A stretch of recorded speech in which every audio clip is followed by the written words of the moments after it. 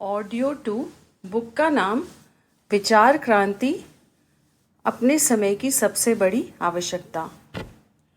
कारगर उपचार कैसे हो।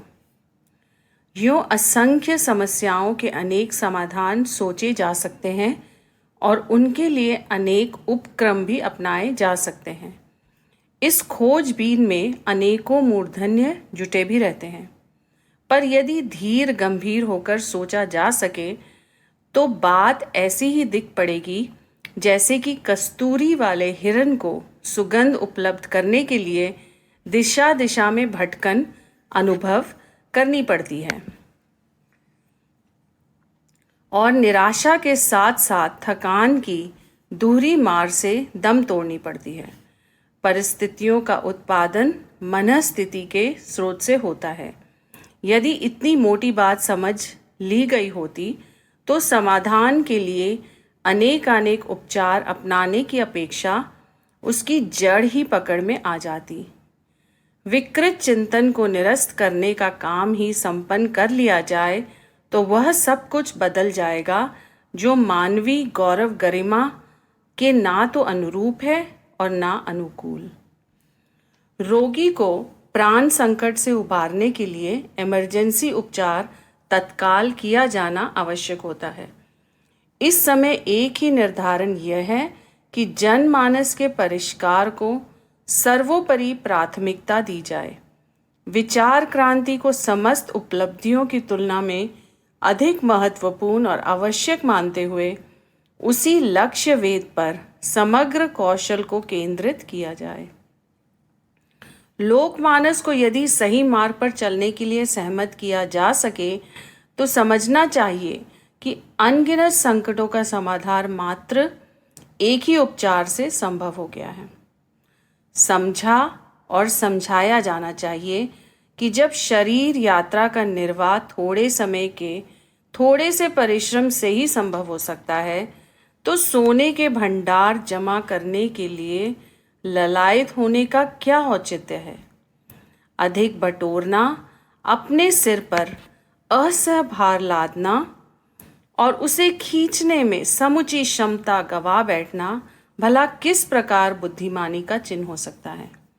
गुंजाइश से अधिक चटोरेपन से प्रेरित होकर पेट में अभक्ष्य ठूसते रहा जाए तो दर्द उल्टी होना ही चाहिए। कभी कभी तो प्राण संकट तक आ खड़ा हो सकता है। व्यसन, विलासिता, अमीरी प्रदर्शन का ठाठ एवं अहंकार का उन्माद यदि सब मिलकर एक साथ आक्रमण करें तो समझना चाहिए कि घायल गधे पर एक साथ कौवे, चील, गिद्ध, सियार और कुत्ते दौड़ने जैसी स्थिति बन गई और बारी बारी से नीचे जाने की अधिक कष्टदायक घड़ी सामने आ खड़ी हुई।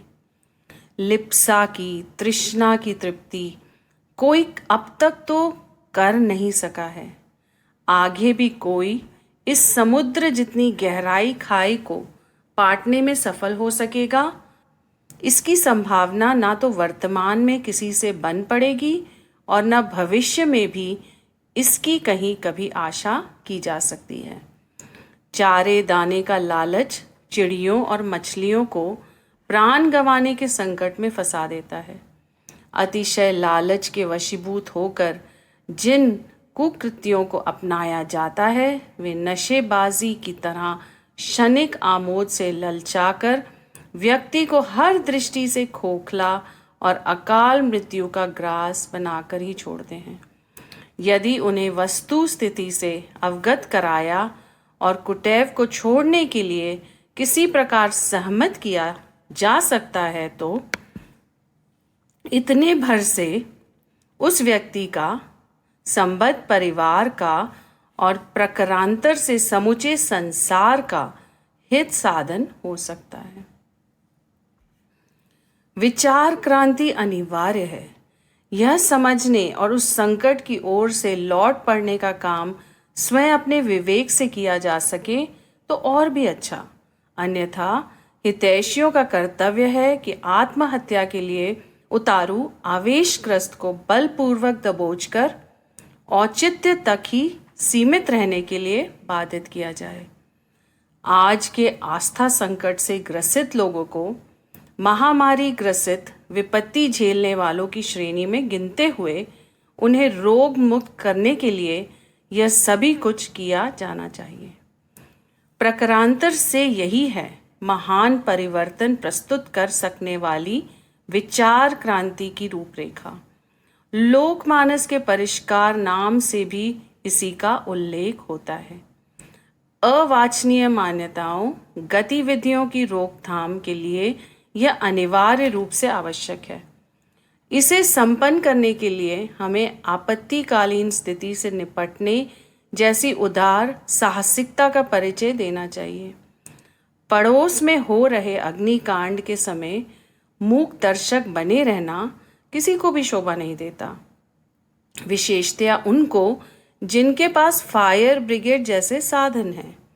विवेकशीलता और उदारता से संपन्न लोगों के लिए यह अशोभनीय है कि विश्व संकट का समाधान समझते हुए भी उस संदर्भ में जो सहज ही अपने से बन पड़ सकता है उससे अपेक्षा दिखाए, अन्य मनसकता जैसी निष्ठुरता अपनाए। बाहरी सहायता से अधिक देर तक किसी का काम नहीं चल सकता। उससे विपत्ति की वेला में यत्किंचित सहायता भर मिल सकती है। काम तो अपने पैरों पर खड़े होने से ही बनता है।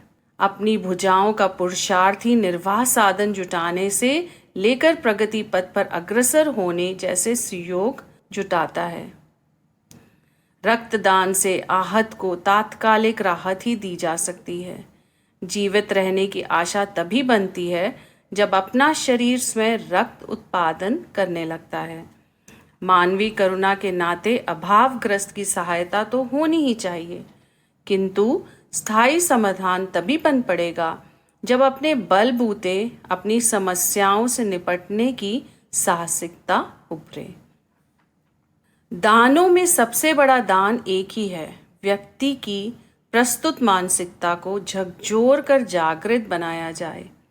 अपनी भूलें सुधारने और अपने भाग्य का निर्माण करने के लिए साहसिकता अपनाने के लिए सहमत किया जाए। विचार क्रांति में यही किया जाता है कि भटकाव के दुष्परिणामों की मान्यताओं को इतनी गहराई तक पहुंचाया जाए कि अवांछनीयता अपनाए रहने की स्थिति से पीछा छुड़ा सकने की बात बन पड़े। सुखद संभावनाओं के निकट तक जा पहुंचने के लिए चल पड़ने वाले पौरुष अपनाने के लिए कटिबद्ध होने का उत्साह जगाया जाए। अपनी समस्याओं का उत्तरदायी स्वयं को भी मानने और अपना सुधार करने के बाद दूसरों से भी सहयोग की आशा अपेक्षा करने की बात तो समझने योग्य है, पर इसका कोई औचित्य नहीं कि अपनी प्रतिगामिता को छाती से चिपकाए बैठे रहा जाए और जिस तिस पर प्रस्तुत कठिनाइयों का दोष मढ़कर किसी प्रकार मन समझा लिया जाए।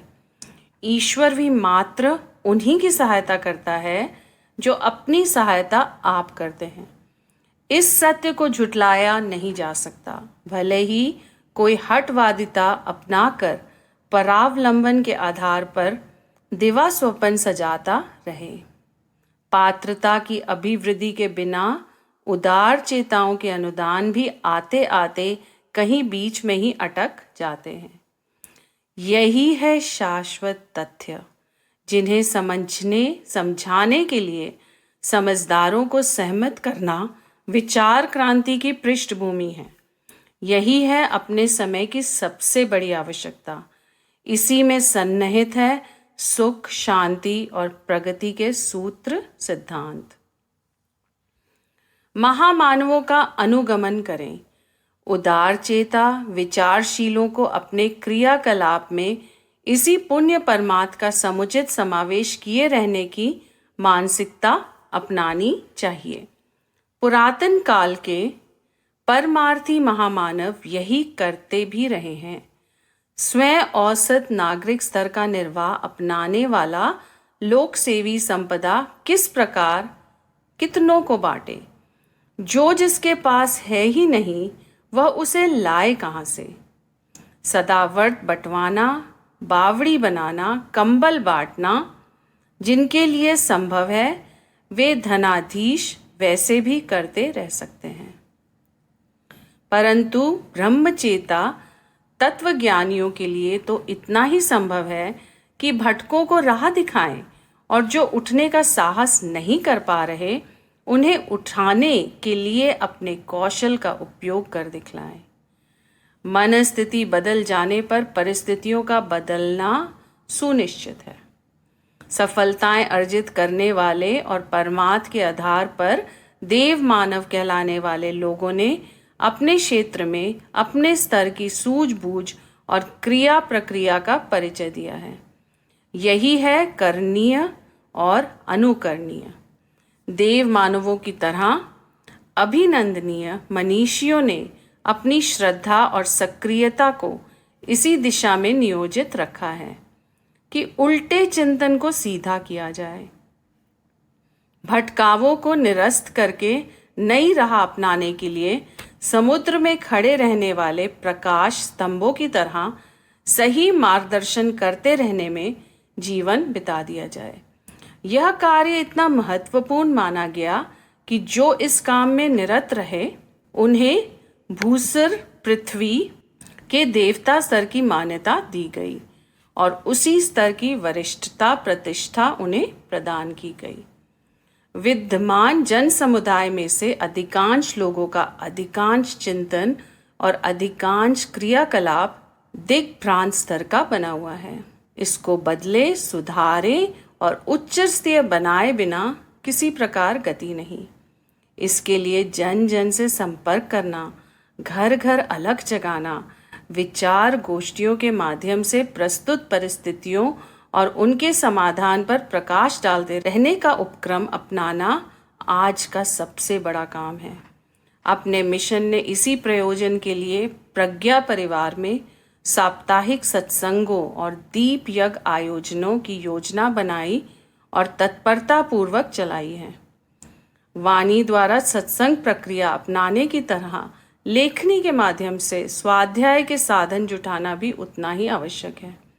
लेखनी और वाणी का, स्वाध्याय और सत्संगों का आधार समान रूप से महत्वपूर्ण है।